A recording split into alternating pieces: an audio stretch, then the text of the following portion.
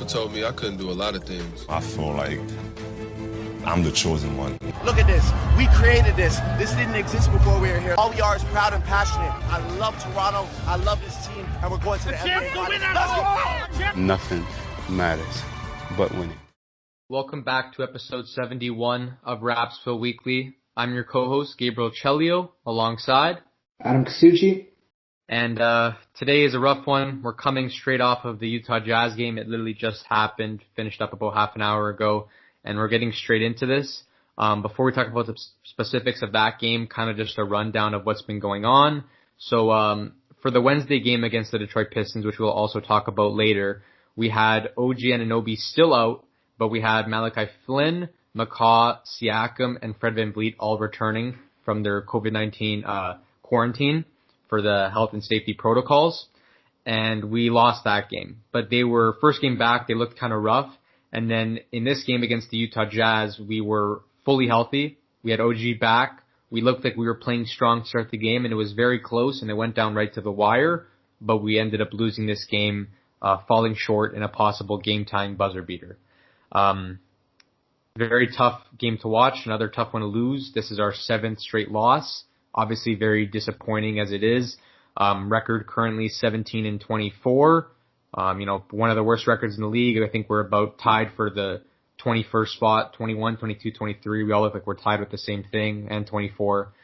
Adam, what are your thoughts these past couple of days? Okay, Gabe. So starting with the Utah Jazz game, I felt that this is a game where the Raptors typically win when their defense is playing with high intensity. We were really good on our defensive rotations. Our offense was clicking for the most part. And once again, in that fourth quarter, it just fell short. The decisions that we were making, and there's multiple things that are happening here in this fourth quarter. If it's Siakam taking a bad turnaround jumper, if it's Nick Nurse challenging a call that's clearly a foul, and then we don't have a timeout because we lost the challenge. There's so many things. Then running a three for Pascal Siakam out of all the guys on the team. Pascal Siakam once again for a three, something he's been struggling with in the past. And we continue to go to him, especially for the three. Give Norman Powell a shot. I was stressing this so much. Give Norm a shot. He's been playing well. He has a chance to grow as a closer. He hasn't had much opportunity in the past because he usually doesn't close games, especially the seasons past. So I don't understand why they're not giving him a shot. We just keep on going back to Siakam, and it's the same outcome. And I don't care if you say it's unlucky or it's rolling off the rim, or it's the same things reoccurring. So if it's constantly reoccurring, it's not a point of luck at this point. There's a lot of stuff to break down there, specifics of each thing that went wrong this game. When looking at kind of the other team's performance, the Utah Jazz, we caught them on a bit of an off night, I think, in terms of three-point shooting. They only shot 12 for 37. That's 32%. We shot 48% from three on a couple more attempts than them. They're a great team. We know that. They're solid. They have a lot of good pieces, a lot of good shooters, can definitely be a threat to us. And we lost in, I think, the way that we expected, the rebounding. Having Gobert, that dominant big, they out-rebounded us 48-31, and he was a problem to stop, second chance points. Not to mention free throws. They took 41 free throws on the night. They made 35 of them. We only took 14. So the amount of free throws that they had, Donovan Mitchell alone took more than our entire team. And that's a testament to their attacking us of the paint. Maybe some little light calls from the ref, but they did deserve most of them. And in terms of us, we fell short. We were in it for most of the game. We had guys that were making mistakes left and right. But if we're going to focus on the end of the game here, I agree. I don't know why we keep going back to Pascal Siakam. He made a couple of big shots on the night in the fourth, but then he missed a three. Lowry got the board, gave it to Norm, who hit the three, and then Lowry hit a three. They were kind of rotating guys who were making big plays. And then they went back to Pascal, and while we were up 5, and then they had a chance Jazz were trying to cut the lead, he took a really, really, really bad shot where he drove, realized Gobert was contesting him, then went for a turnaround fade, didn't even come close. Then that three ball that he airballed in the last couple of minutes, like a couple of bad shots that I don't know why we kept giving it to him. His shot selection was really poor at the end of the game, and we know that he hasn't been clutch this season. This is, I believe, his 5th, I think, buzzer beater miss, maybe 6th attempt fully out of like a close end of game shots. to keep this alive, and he's missed each and every one of them. And although people are saying it's unlucky, there is some truth to that, obviously, but the amount of unlucky shots, when it's reoccurring, it stops becoming unlucky and it starts to become a trend. And the trend means something. So if he's missing shot after shot after shot for the game, and they're all going in and out, there's a better chance that it's him not being clutch, not him being unlucky. He doesn't have that ability to make tough shots like Donovan Mitchell at the end of the game, who came up really big, made all his free throws, just completely clutched up. So someone like Pascal, who has missed a game-winning layup, like something like that, that's not unlucky. That's just not being clutch. You're not supposed to be missing shots like that. It was a great play run. I believe it was very similar to the play that we ran for OG in the Boston Celtics series, Game 3. So when drawing up that play, Adam, why not go back to OG, who's made the play happen before? Why not go past Powell, maybe, who's been hot, or Fred, as usual, one of our best shooters? That's what I mean. Nick Nurse, in a way, is very stubborn in his mindset when it comes to going back to the same guy and really trusting in that process. And I understand what he's trying to do, and to consistently give the ball to Pascal, to know he's the guy that they're banking on to make that shot. But when he's consistently missing and we're dropping games in a playoff race, and obviously the Raptors are a winning franchise. We're always looking to make the playoffs. This is not acceptable, the way we're playing right now, losing 7 games in a row in a playoff race. Like, come on, this has to be better. And then there was another issue I noticed in this game. It was also coming off the bench players. Chris Boucher gave a great performance with 16 points and 2 rebounds in his 20 minutes. And I want to see him more in late game situations.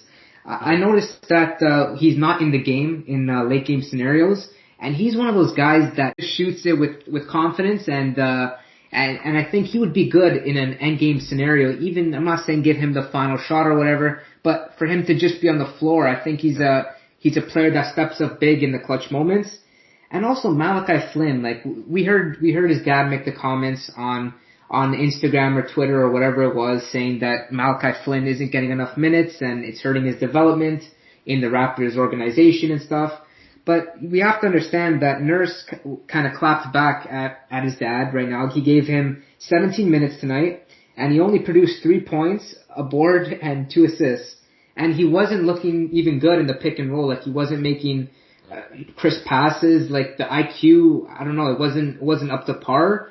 And I feel like he's not fitting in right now. And I think Nick Nurse, I give him props for not really playing him. I feel like that's the right decision right now. He really needs to understand what he's doing wrong and try to correct those errors, Yeah. Sorry to bounce around here. I just wanted to point out a couple more things about that last shot.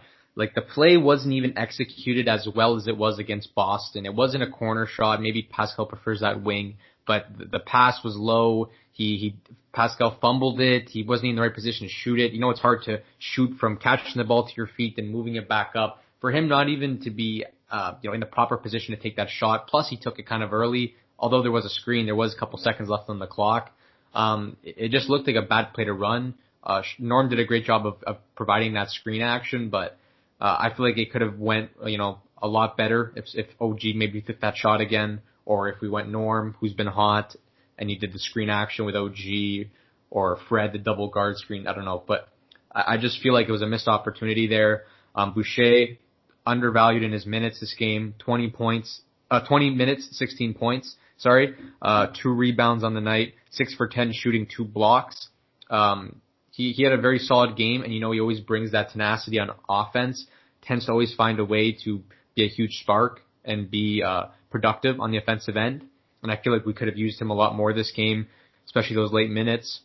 We're kind of set in our way with those 5 starters that we have. I just feel like Boucher needs to find a way to get some rotational minutes in there because of the performance that he's been having, not just this game, but in games past. And yeah, about that Flynn thing, we gave him the minutes. That was complaining, saying, best pick and roll player in college and that he needs to be played more. He got a fair share of minutes tonight, almost as much as Boucher, but not nearly close to the impact. And even when in that pick and roll, like you said, he either missed his 3 or it didn't lead to any offensive play, like a scoring opportunity. It just was a weak play being run, even though that's his forte. I just feel like he didn't do enough in his bench minutes, considering he got most of them. Only person that got near that was Paul Watson with 14 minutes, also not doing much, right? We kind of stuck to our starters in Boucher, but those two guys, Flynn and Watson, didn't produce much off the bench. Yeah, like you spoke about Watson, I thought he didn't do much. He was kind of, I didn't even know he was in the game, to be honest. Like the guy just, I think he grabbed the one rebound I remember him grabbing, and then other than that, I didn't even see him. And then Aaron Baines, I felt that he should have been playing more. I actually feel like that's one guy that's been stepping up, and really I think Gobert would have been a nice matchup for him to kind of get back in the groove and to kind of get his minutes. And Nick Nurse, once again, he shies away, and I understand, but he only played Boucher 20 minutes as well. So like there's strange things going on with the minutes. I've always complained about Nurse's distribution of the minutes, and I just don't feel that they're the right amount for the personnel that's been playing. Yeah, I agree with you there. I can see that. Baines didn't play pretty much at all, which was a little surprising in my eyes. And yeah, Watson, I noticed the one rotation where they were on, Watson-Baines, was that lineup similar to the COVID-19 lineup, which I thought was actually, pretty smart. That's where Powell was really comfortable in. He's been having a scoring outburst. Him, Kyle, Watson at the 4, Baines at the 5, and then I think TD might have been that other man there, so they replaced that with Fred. And it did provide a couple opportunities for Powell to shine. And I didn't hate seeing it, but I just felt like there wasn't much production by other people. And Baines has been looking a little bit better. Obviously, still some bad mistakes here and there, but I think that he has been looking to improve his game, getting more involved, fitting into the team a little bit more. And I feel like 6 minutes is a little shocking, I think, for him. But then again, we kept it close all game. Even the farthest stretch that we were down 10, we brought it right back, made it a 2-point game and stayed with them. So it's not like we weren't in this game. So I can understand the lineups that we're on. It's just a shame that we fell short yet again. Yep, and it seems it's always in these close games that we can't really close them out. And once again, that brings us back to Masai, and we really need to make a trade, either it's for a big man or for Drummond or whatever it is. We need to make a move. We know that this roster right now isn't going to bring us what we want in terms of winning. So I really think that the move has to be done, and it's got to happen quick. We got 6 days left till the trade deadline on March 25th. Yeah. So I think in these next 6 days we're going to see a lot of movement between the Raptors organization and the team.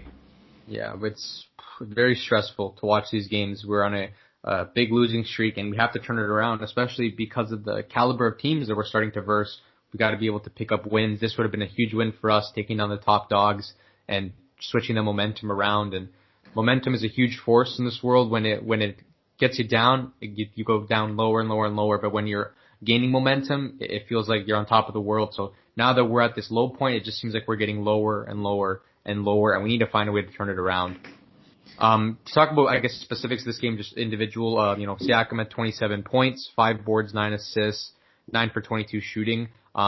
Some good stuff we saw out of this game is a passing ability, a couple 3 balls that he made, but also a lot of bad shots. 9 for 22 is not the most efficient from him, and obviously missing that final shot at the end. Powell, 17 points, 5 boards, 6 for 14 shooting, a steal and a block, 2 turnovers. OG, 15 and 5, 6 for 8 shooting, 4 steals and a block. I love that from him. Great game on both ends. Van Vliet, 17 points, 6 boards, 9 assists, 6 for 15 shooting, 2 steals, had a fantastic start, was really aggressive. Coming back from his really off game against the Pistons, he came back strong. And then Lowry, 14, 5 and 8, 5 for 9 shooting, but he had 4 turnovers in the night. And then, like we said, Boucher with those 16 points. So those 6 guys, all double digits, they put up good numbers together. And Powell and Lowry, they were really, it was tough watching them at the start. They made quite a bit of mistakes. Those turnovers were costly. It felt like they were countless, and they were missing a lot of shots.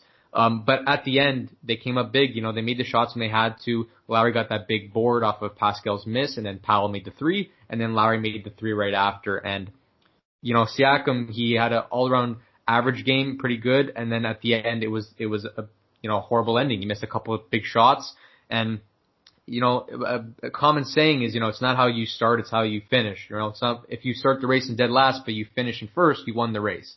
So starting bad in terms of Powell and Lowry, but then coming up clutch at the end, that's still big. That's still a big performance. The biggest plays are made at the end of the game. You saw Donovan Mitchell prove that tonight. So, having Siakam not being able to close that race in first, not being able to win it for us is bigger than most people think, because although it's just an in and out, an unlucky loss, quote unquote, it's another loss, and it's been 5 of them now. Yeah, And yeah, like you said, Gabe, it's those 6 guys really performing, and then there's just that big drop off. And I was wondering, do you think it's time, do you think that Nick Nurse or either the veterans of the team, to really talk to these younger guys and these rotational players that they really need them? Because without them, they can only do so well, like we've seen tonight. We can have 6 double-digit scores, but then after that 6 and there's no scoring, you're really going to end up losing the night anyway, usually. And that's the case. So do you think that they should kind of really talk to these guys and really kind of get them motivated again? I'm sure they are, but I just feel like they're having a rough patch right now. Right now, the heavy minutes on those 6 guys that we had is fine. Against a big team like this, you want to win. That's great. But it's about, if we can hopefully make the playoffs, is prepping for that playoff roster. You're looking at maybe a tight 7, maybe 8, most likely, 8-man rotation. Right now we got 6 guys. Who's going to be the other 2? You need another center, so Baines might get in there, but he has to play solid. And then you need 1 or 2 more guys off the bench who can provide the scoring. So they have to fight for who is it going to be. Is it going to be Flynn or is it going to be Watson? Terrence Davis, Watanabe, Bembry. These guys have to, fight for their minutes here, because tonight we saw that, look how strict it was. No Terrence Davis, no Stanley, no Watanabe, no Bembry. Guys we've been seeing game in and game out get valuable minutes. So, they got to prove their worth now, fight for their minutes, because if we can make a push to get back into the playoffs, it's going to have to be a lot of hard work, a lot of crunch down minutes, and we're going to have to get the playoff roster ready. Yep. Okay, so Utah Jazz quickly, Gobert 15 and 16, 5 for 9 shooting. I feel like we did decent at closing them down, but the rebounding was a tough matchup for us. It was mostly his points coming from the line, not too much in terms of shooting from him. Conley, 15 points, 6 boards, 4 assists, steal and a block. Donovan Mitchell, 31 points, 5 boards, 6 assists, 15 for 16 from the free throw line. He had 3 steals, 8 for 20 shooting, but he was 0 for 9 from 3. It wasn't that 3-ball that was killing us. It was inside the paint, all those free throw attempts. Bogdanovich had 10 points. Joe Ingles, 19, 5 and 6 on 5 for 6 shooting. He was another great player for them who did a great job leading their team. Yeah, I just wanted to also mention, Gabe, Mitchell. We saw that he was doing a little bit of this, this yoga type breathing, before when he was taking his free throws.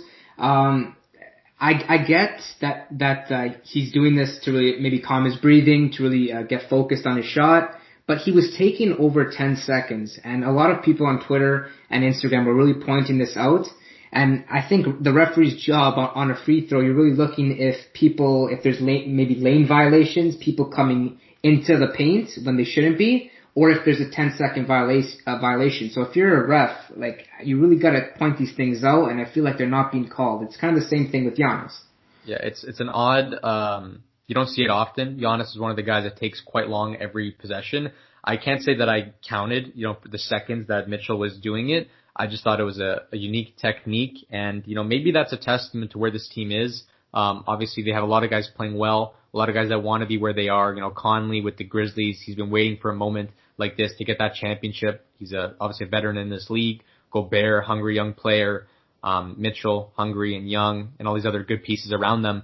Mitchell's on this another level right now where he's providing so much for his team, and he just looks like he's on a different, wavelength with this technique, closing his eyes in the free throw, putting himself in this different mental state, making every free throw that he possibly could when they mattered. I don't know. It's a little weird, but I don't know how long the time was on it, but it seemed to work. He made the free throw, so. Yep, and I also want you to talk about, Gabe, a little bit of the bench scoring of Utah and their depth as a team. Yeah, Utah, we've seen obviously in this season how strong of a team they can be. They've obviously lost some odd games. Last game against Washington, they fell short, but they have such a strong starting lineup, guys that can all shoot the 3-ball, attack, do a bit of everything. They have great offensive rotations, and basically their plays are set up fantastic. The movement, ball movement, setting the screen, those screen and roll plays are hard to guard. And then off the bench, Joe Ingles being able to lead with the ball in his hands. You don't see too often a guy of his stature and athleticism, but him, Clarkson being a strong scorer, Favors being just a really big body attacking the inside, and then obviously they have some other pieces. So they just have such a strong team, and I can understand how they're doing so well this season. It reminds me a lot of Miami Heat last season. Yeah, they really they really emphasize being a team and really playing together. And that's why they have the record they have of 30-11. And some of these other teams like the LA's aren't doing as well as they were in years past. And I think it's because there's not enough, they're not playing as a team, first of all, and they have a lot of depth, but they're not using it, I think, in the right manner. Yeah, the Clippers are more to the fall of that. The Lakers are a little bit higher up, but now they're suffering with injuries, so we'll see. Now we're going to go over the Pistons game. We were coming off, we were recording this right after the Utah game, so we're a little heated about that. We wanted to share our thoughts with you there. So the Pistons game we're not going to focus as much time on, but this game, 116-112, we lost. And as much as, this game has bothered us, you have to be bothered about the Pistons game as well, because this team is also one of the worst teams in the league. That we got blown out last time because of COVID. Now having most of our players back, losing again to that second worst team in the league. Former coach Dwayne Casey, former player Delon Wright. They were without Wayne Ellington, the guy that caused a lot of problems last time we versed them, those 3 balls. They were without McGruder, also a problem off the bench for them. And they traded away one of their players. And Diallo, who got traded to their team, wasn't playing. So it was Sadiq Bey, who's been on a tear for them recently, having 28 points, 12 boards this game, 2 steals, 8 for 14, lighting us up, 6 3 balls on the night. Grant, 23, pretty much unstoppable, 7 for 16 shooting, 3 blocks on the night and a steal. Delon Wright, 18, 10, and 8, almost a triple-double, 7 for 12, very calm and composed, making open post move layups, floaters, 2 steals on the night. Just facilitating the team. He did a great job. They even had Josh Jackson off the bench producing 16 points, 5 boards, 6 assists, and 2 steals. Isaiah Stewart, 10 points, Plumlee, 10 and 14, that double-double. I don't know how we fell out of this game. I honestly, part of the blame can go to having Fred and Siakam being back, playing big minutes, and obviously they're not warm. They haven't played in a bunch of games, coming off their sickness. Their conditioning is not the best. And you can tell, they missed a lot of shots in the night, 3 for 11 for Siakam, 2 for 13 from Fred. They put up 13 and 12 points respectively. And even Kyle, 2 for 13 shooting, 0 for 7 from 3. Obviously, we can't be seeing that from him. That's obviously horrendous as well, but he's also been gassing himself the past 5 games. 8.6 boards for Kyle, 15 assists on the night, however, 3 steals from him and 3 from Van Vliet. The game for our team was pretty much the 2 guys we've been seeing scoring, Boucher and Powell, both starting on the night. Boucher, 21 points, 5 boards, 10 for 16 shooting, 4 blocks. And then Powell, career high, 43 points, 14 for 18 shooting, extremely efficient, 8 for 12 from 3. Obviously disappointing that we lost this one as well. We were a little bit far out, and then Powell just started making a bunch of clutch baskets, late threes, and we were still in it, but once again fell short. Another shame that we lost this game, right, Adam? Yep, not enough firepower. It's the same guys, once again, Chris Boucher with the 21 points and Norm with the 43. Other than that, Kyle was really the playmaker of the night. Freddie and Siakam obviously came off COVID, so they weren't on their best form. Aaron Baines, I thought, played well with his 9 points and 5 rebounds, 4 of 8 shooting and a block. And I thought he should have got more minutes as well. And once again, after those 6 guys, once again, it's Paul Watson, Matt Thomas, and Stanley Johnson combined 6 points in about 40 minutes. So it's not enough from this bench unit. And we're just struggling to, and I feel Nurse's pain though. I feel his pain because he's trying to mix everything together. He's trying to find guys who will produce for the team, but no one's really stepping up to the plate, and he's really taking a lot of backlash for it. So that I do understand, but he has to make better choices, I think. With Bembry, I think Bembry should be playing. I think TD, as much as I think that sometimes he doesn't have the IQ to fit into the bench rotation, I think he does bring a spark on his good nights. So I think those guys have to be in the lineup, and they just sat out that game, so pretty disappointing. Yeah, I was going to ask you about that. So why do you think Bembry was out? Do you think Nurse is trying to just find different rotations, or maybe trying to get his starters, get them back in it, get their legs under them? What do you think the reason was Bembry 2 games not playing? Well, to be honest, I honestly think it was because the last game he had at Chicago, he was scoreless in 15 minutes, 0 for 5, and before that he wasn't playing too well either. So I do think that Nick Nurse, he really looks at the stat sheet and he doesn't really say it. Like, as fans, we don't hear it as much, but he does see that the players aren't producing, and he really kind of gives them their fair share of what they deserve from that game. So that's why I think Bembry really didn't get the nod, and Malachi Flynn also wasn't in. Ellenson didn't get the chance. And are we signing Ellenson once again? Bringing up his name. Are we going to re-sign him or no? I'm not sure. We are, as we close in on trade deadline, I'm very curious on what's going to happen there. Are we saving a possible extra spot in case there's a trade happening? We can take 3 players in exchange for 2. Is that a part of the move? I'm not sure. I don't know. I don't know exactly, man. I feel like I wanted to see Elise a little bit, and I don't know if that's going to happen. Ellenson, not seeing him this game. Not too sure if we're going to sign him. Yeah.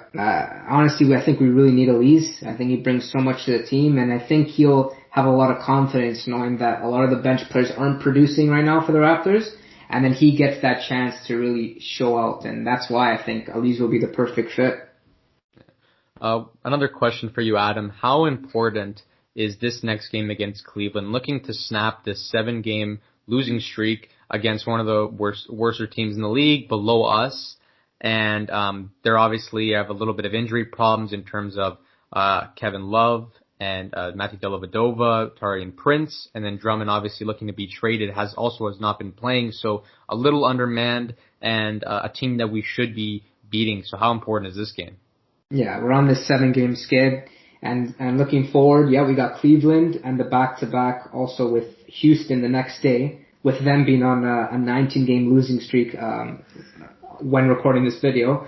And I think it's a huge opportunity. I think we really gotta turn the tide with these 2 games. I feel like they're very obviously winnable, 2 of the worst teams in the league. And I think with all our guys back, I think being healthy, this could be the turn, and we could start a little win streak going and kind of have a sizable run, because games are starting to run out now, and we kind of have to understand that these games mean so much. All right, that's pretty much it, guys. We hope you all enjoyed this one. Obviously, another a little bit shorter. Not much happened in the past couple of days. Just 2 losses. Very disappointing, and we're just, frustrated, letting out our anger. Hopefully, we can get ourselves back on track, because it seems like it's becoming a reoccurring thing, these same type of podcasts. We hope you all enjoyed. Check us out on Instagram at Rapzville for NBA news, Raptors content, some interaction there. Leave your comments down below. Let us hear your opinions. Who do you guys think should be the closer? Please like and subscribe. As always, that's us signing out. Peace.